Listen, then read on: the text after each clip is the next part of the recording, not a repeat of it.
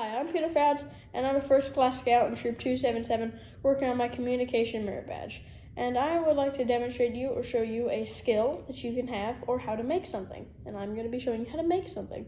You see, with the COVID-19 going around, scientists are putting in a lot of research and effort, and they figured out that it is very, very, very important, and they've been saying a lot in the news that you need to wear masks. But not everyone has a mask because they're really hard to get by because everyone had a panic and bought them, and we can't make them fast. So if you go online and look for a mask tutorial, a lot of them are going to involve a sewing machine. But if you don't have a sewing machine, you can use some of these non-sewing machine masks. You see, first, the easiest one, which it takes the least effort, if you have a buff in your house, you can just slip it over your face.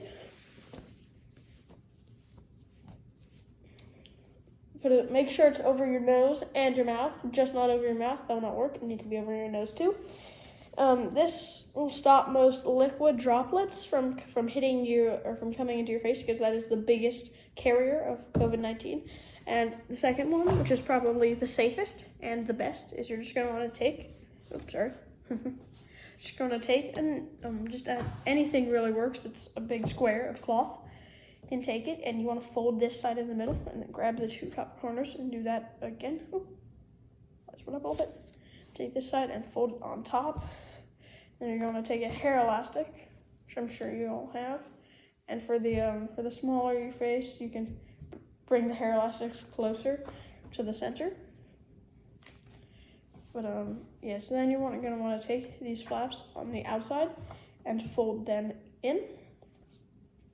So then you can take this, put it over your mouth, use these as things, adjust it so it's comfortable, and this should block out big air particles and liquid particles. So this is your best option, and it looks the most like a mask.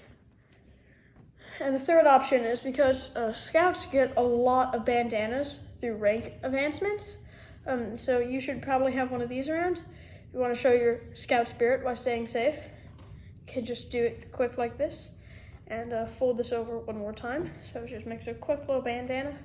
This one is not the most effective. It's because they are a little big for people, smaller heads, but it's sort of just like the buff. It will block out most of the liquids, but it's not really helping too much with the air. But it's still a solution. Thank you for listening. I'm Peter, and I hope you stay safe.